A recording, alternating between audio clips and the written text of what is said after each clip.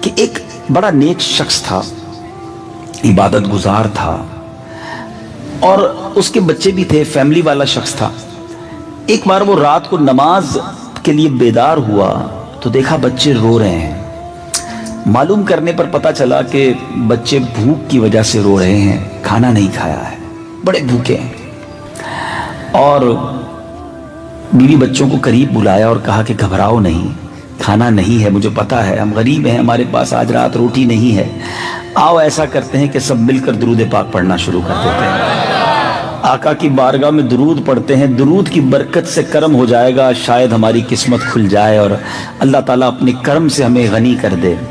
یہ لوگ درود پاک پڑھنے لگے، اور جو شخص تھا نیک آدمی تھا، پڑھتے پڑھتے اس کی آنکھیں بند ہوئیں، نیند کا غلبہ ہوا، آنکھ لگی مگر قسمت جاگ اٹھی۔ نبیوں کے سلطان رحمت عالمیان صلی اللہ تعالیٰ علیہ وسلم کی زیارت ہوئی، اور آقا علیہ السلام نے فرمایا کہ کل صبح سویرے فلاں مجوسی کے گھر جانا۔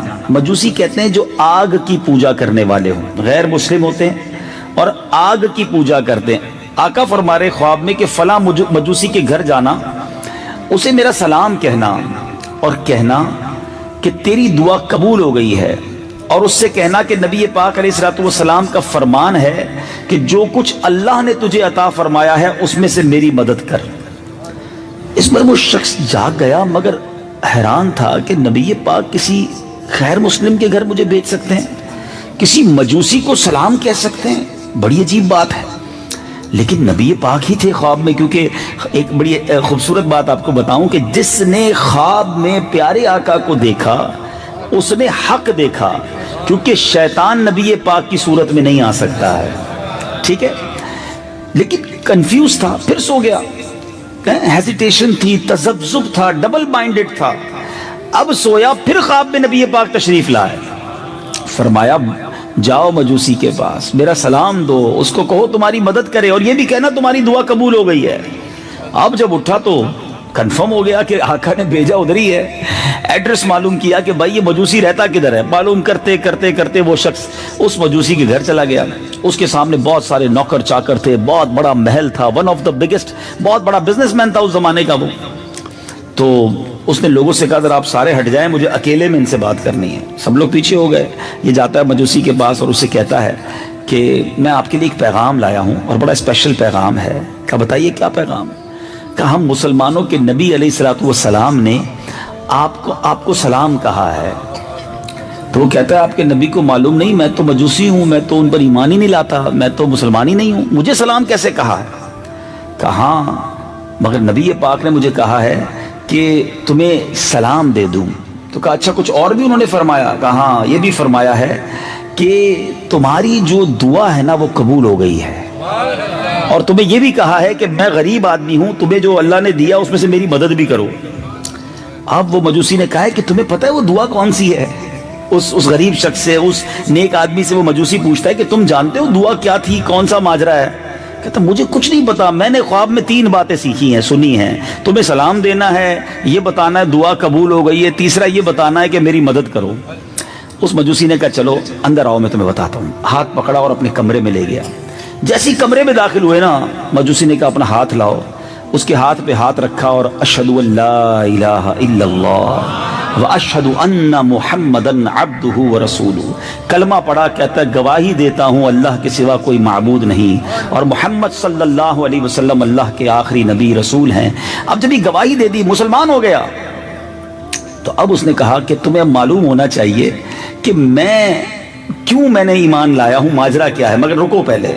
اس نے اپنے سارے دوستوں کو، سارے کاروباری لوگوں کو بلایا اور لوگوں کو کہا دیکھو بھائی میں مسلمان ہو گیا ہوں، آج کے بعد مجھ سے کاروبار وہی کر سکتا ہے جو مسلمان ہوگا، ٹھیک ہے؟ جس نے کلمہ پڑھنا ہے کلمہ پڑھ لے، ورنہ آج سے میرا تمہارا کاروبار ختم۔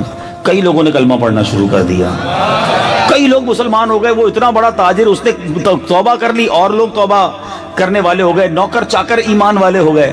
اب اس نے اپنے بیٹے کو بلایا، کہا بیٹا دیکھو تیرا میرا رشتہ ضرور ہے، مگر اب میں مسلمان ہو گیا ہوں، اگر تو مسلمان ہو جاتا ہے تو ٹھیک ہے، ورنہ آج سے تیرا میرا تعلق بھی ختم۔ بیٹا کہتا ہے ابا جان میں آپ کی مخالفت کیسے کر سکتا ہوں، آپ نے ایمان قبول کیا، میں بھی اسلام قبول کرتا ہوں۔ بیٹا بھی مسلمان ہو گیا۔ بیٹی کو آواز دی۔ اچھا کمال یہ ہے کہ یاد رکھیے مجوسی جو مذہب ہے نا، اس میں بیٹا اور بیٹی، بہن اور بھائی کی شادی ہو سکتی ہے۔ باپ نے کچھ دنوں پہلے ہی اپنے بیٹے اور بیٹی کی شادی کی تھی، تو بیٹی کو بلا کر کہا کہ بیٹی میں جو ہے وہ ایمان لے آیا ہوں، تمہارا شوہر بھی جو میرا بیٹا ہے وہ بھی ایمان لے آیا ہے، اور اسلام میں بھائی بہن کی شادی الاؤ نہیں ہے، اب تم بتاؤ تم نے کیا کرنا ہے۔ کہا ابا جان جس دن سے بھائی سے شادی ہوئی ہے اس دن سے مجھے دل سے اچھا نہیں لگ رہا کہ یہ کیا ہوا ہے، ابو جان میں بھی کلمہ پڑھتی ہوں اور مسلمان ہوتی ہوں۔ دونوں بھائی بہن میں بھی جدائی ہو گئی۔ اب وہ بھائی بہن تھے، ظاہر ہے یہ تو حرام کام تھا، غلط کام تھا۔ اب وہ بندہ جو پیغام لایا وہ ہکا بکا شوق کے معاملہ کیا ہے، ایک کے بعد ایک مسلمان ہوتا چلا جا رہا ہے، مجھے تو بتاؤ وہ معاملہ کیا ہے، وہ پیغام کیا تھا، وہ دعا کیا تھی، وہ راز کیا تھا۔ اب وہ کہتا ہے بھائی مسئلہ یہ ہے کہ میں نے اپنے بیٹے اور بیٹی کی شادی کچھ دنوں پہلے ہی کی تھی، بہت بڑی دعوت کی تھی، سارے شہر کو بلایا، زبردست کھانا پکایا، سب کو کھانا کھلایا، طرح طرح کے کھانے تھے، پیسہ بہت تھا، سارے لوگ آئے تھے۔ کہتا ہے جب شادی سے فارغ ہو کر میں اپنے فرش پر اپنے بیڈ پر جا کر لیٹا تو میرے پڑوس میں ایک بیوہ عورت رہتی ہے، اس کی چھوٹی چھوٹی بچیاں ہیں اور وہ سب سید زادیاں ہیں، مسلمانوں کے نبی کی اولاد سے ہیں۔ مجھے ان کی رونے کی رات کو آواز آئی اور میں سن رہا تھا کہ وہ اپنی ماں سے بچی کہتی ہے کہ امی جان ہمارے پڑوسی نے جو مجوسی ہے اتنی بڑی دعوت کی، ہمیں کھانے کو نہیں بلایا، آج ہم بھوکے سوئے ہوئے ہیں، ہمیں یاد بھی نہیں کیا اور ہم فقر و فاقہ کا شکار ہیں۔ اب یہ شخص کہتا ہے جب میں نے یہ سنا کہ میرے بالکل برابر میں غریب لوگ رہتے ہیں اور وہ ٹھیک ہے میں مسلمان نہیں ہوں مگر ان کا تو نبی کی آل سے تعلق ہے، وہ آقا کی آل سے ہیں، مسلمانوں کے نبی کی اولاد سے ہیں۔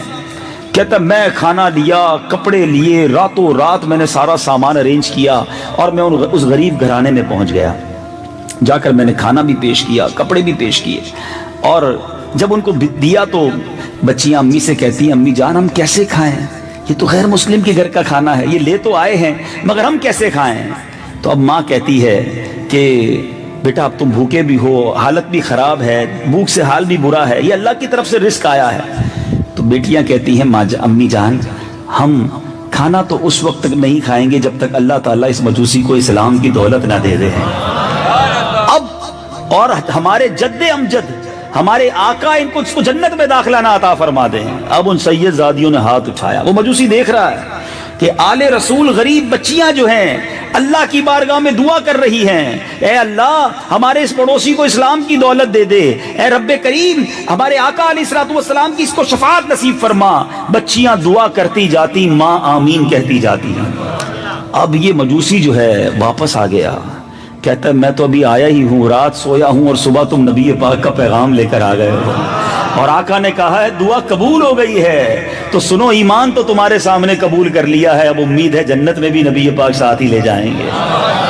اب سنو میں تمہارے ساتھ پورا پورا تعاون کروں گا۔ اب یہ دوسرا غریب آیا تھا نا، پہلے تو سید زادیوں کی مدد کی تھی، اب ایک اور پیغام لے کر جو نیک شخص غریب آدمی آیا تھا، کہا تمہارے ساتھ پورا تعاون کروں گا، دیکھو میں نے اپنے بیٹے بیٹی کا نکاح کیا تھا، آدھا مال تو انہیں دے دیا تھا، آدھا اپنے پاس رکھ لیا ہے، اب تو پھر دونوں میں جدائی ہو گئی ہے، سنو ہمارے پاس آدھا کافی ہے، میرا آدھا مال تم لے جاؤ، اپنے بچوں کی مدد کرتے چلے جاؤ۔